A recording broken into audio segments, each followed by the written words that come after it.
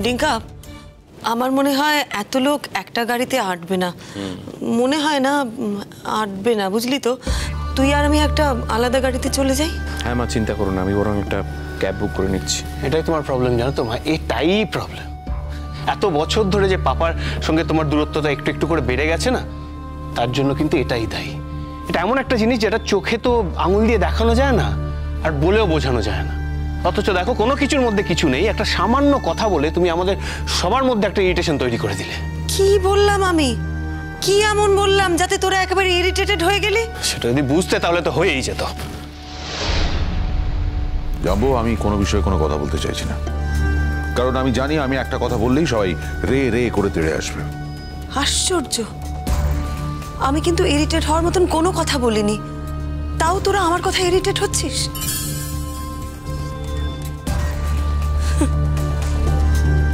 আমি হাসপাতালে যাচ্ছি তোর বাবার জন্যে,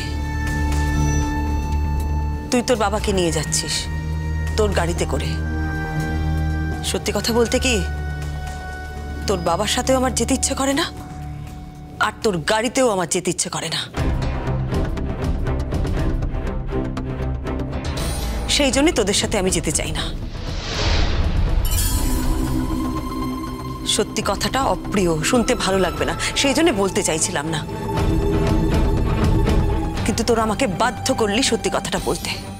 সেই জন্যই ডিঙ্কাকে বললাম একটা অন্য গাড়ির ব্যবস্থা করতে। যেতেই যখন ইচ্ছে করছে না, যাচ্ছ কেন? লোক দেখানো ডাক্তারের কাছে যাওয়ার তো কোনো প্রয়োজন নেই। না না না না না, কোনো লোক দেখানোর জন্য আমি যাচ্ছি না ডাক্তারের কাছে। আমি ডাক্তারের কাছে যাচ্ছি কারণ আমার জানা দরকার তুমি কতটা ফিট। কারণ তুমি যদি এখন ফিট হয়ে যাও, তোমাকে তো আমি একটা কথা দিয়েছি, সেটা তো আমাকে রাখতে হবে। সেই জন্য আমি যাচ্ছি হাসপাতালে। আমি নিজে মুখে ডাক্তারকে জিজ্ঞেস করব তোমার শরীরের অবস্থা কি। যদি ডাক্তার বলেন তুমি ঠিক আছো, তুমি কি কালই চলে যাবে? খোঁচা না দিয়ে তুমি কথা বলতে পারো না, তাই না? খোঁচাচ্ছি না, আমার জানাটা খুব দরকার যে তুমি কালই যাবে কিনা। কারণ তুমি তো একা যাচ্ছ না, তুমি আমার বাচ্চাটাকেও তোমার সঙ্গে করে নিয়ে যাচ্ছ। তার নিজের সম্মতিতে। Exactly my point. যে বাচ্চা নিজের মাকে ছেড়ে চলে যেতে চায়, তার মানে বোঝা যাচ্ছে তো তার মা তার প্রতি কি কর্তব্য করেছে, কি দায়িত্ব পালন করেছে। আর কত দোষ দেবে মেয়েটাকে? তোমার কি একেবারে বিবেক, কাণ্ডজ্ঞান সব হারিয়ে গেছে? চেতনা একেবারে লোপ পেয়েছে। তুমি এত বড় অমানুষ কবে হলে বুয়া? হ্যাঁ, বলছিলাম না, কিছু বললে সবাই আমার দিকে রে রে করে তেড়ে আসবে। লুক পাপা, তোমার সাথে মায়ের সম্পর্কটা থাকবে না সেটা কিন্তু ফাইনাল। হ্যাঁ, আমি হয়তো মাকে আগে বুঝিয়েছি অনেকবার এই সম্পর্কটা থাকার জন্য, কিন্তু এখন আমি বুঝতে পেরেছি। এখন কিন্তু আমি মাকে কিছুতেই বলবো না তোমার সাথে থাকার জন্য। আর একটা কথাও তোমার ভুল হচ্ছে পাপা, তুমি ভাবছো মা যদি তোমার ডিভোর্স দিয়ে দেয় তুমি হয়তো জীবনে একটা মুক্তির স্বাদ পাবে। সেটা কিন্তু শুধু তুমি একা নয়, মাও সমপরিমাণ মুক্তির স্বাদ পাবে। আসলে কি বলতো, এই সম্পর্কগুলো তো শুধুমাত্র সম্পর্ক নয়, এগুলো সংস্কার।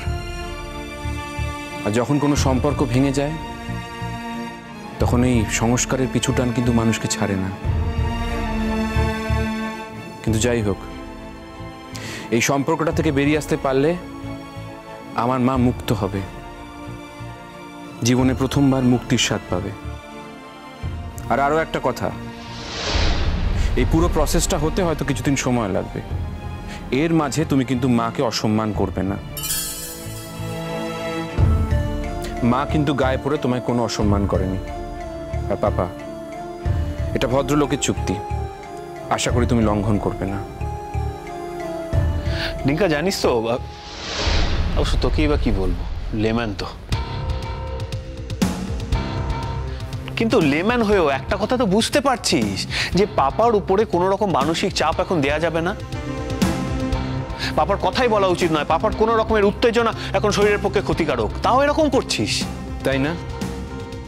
সত্যি তো, আজকে পাপার একটা মাইল্ড অ্যাটাক হয়েছে বলে এত রেসপন্সিবিলিটির কথা বলছিস। ডাক্তার বলেছে না যে পাপাকে মানসিকভাবে চাপ না দিতে? মায়ের ক্ষেত্রে কোনোদিন মনে হচ্ছে কথাটা? আজকে মায়ের কোনো রোগ ধরা পড়েনি বলে মাকে দিনের পর দিন মানসিক চাপ সহ্য করতে হয়। আমার তো মনে হয় মায়ের যদি রোগ ধরা পড়তো তাহলে তুই মাকে স্পেয়ার করতিস না। তাই বুঝি ডিঙ্কা। তা একটা কথা ভেবে দেখতো, কালকে কিন্তু এক ঘর লোকের সামনে আমি মাকে বলেছিলাম যে মা যেন আমার সঙ্গে গিয়ে বিদেশে থাকে। মা যখন বলেছিল এই বাড়ি ছেড়ে চলে যাবে তখন কিন্তু আমি বলেছিলাম মাকে, বুঝলি তো?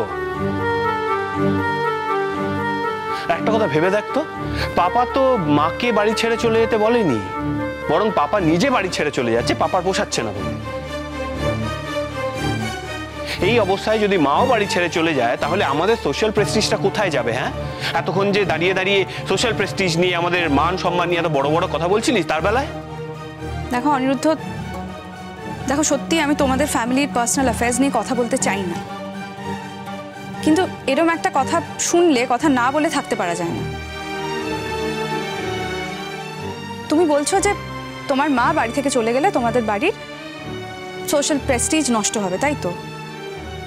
তোমার পাপাও তো বাড়ি ছেড়ে চলে যাচ্ছেন, তাতে সোশ্যাল প্রেস্টিজটা নষ্ট হবে না?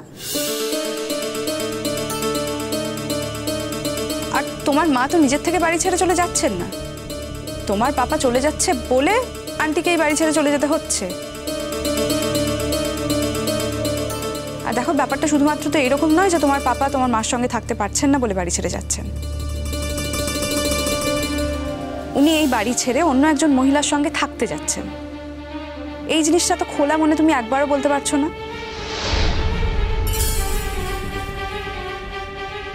অঙ্কিতা, আমি তোমার কাছ থেকে এই ধরনের কথা এক্সপেক্ট করিনি। ও রিয়েলি পাপা, তুমি কাজটা করতে পারো, কিন্তু আমি এটা নিয়ে কথা বললে তোমার অসুবিধা আছে? আচ্ছা পাপা, আমাকে সত্যি করে বলো তো, তোমার লজ্জা করছে না? এই মাত্র কয়েকটা মাস আগে তোমার ছেলের বিয়ে হয়েছে।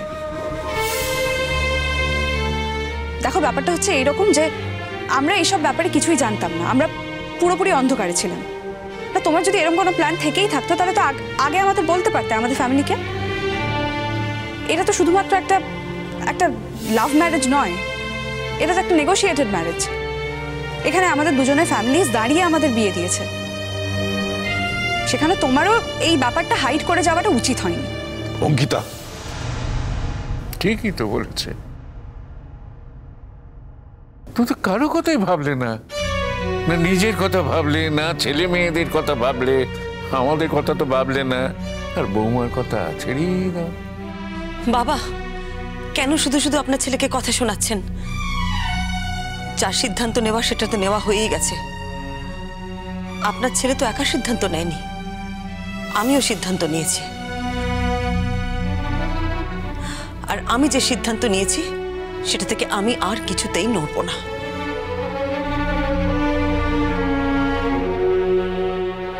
শুধু শুধু দেরি করে লাভ নেই, আমার মনে হয় আমাদের বেরোনো উচিত। হ্যাঁ ম্যাম, এক্ষুনি বুক করছি ক্যাব। কাম অন টিঙ্কা, আমরা একই জায়গায় যাব, শুধু শুধু দুটো আলাদা গাড়িতে কেন যাব বলো তো? তুমি শুনলে না মা কি বললো? মা দাদা ভাইয়ের সাথে এক গাড়িতে যেতে চায় না, আর পাপার সাথেও যেতে চায় না। আর মায়ের যেটা ইচ্ছে নয় তার বিরুদ্ধে কি আমি কোনো কাজ করতে পারবো না। তুমি চিন্তা করো না, তোমরা যাও, আমরা একই সময় পৌঁছে যাব।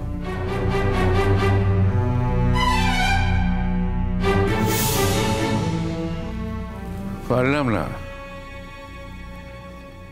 এই সংসারটাকে, আমি কিছুতেই রক্ষা করতে পারলাম না। আমার ফুলে ফলে ভরে থাকা এই সুন্দর বাগানটা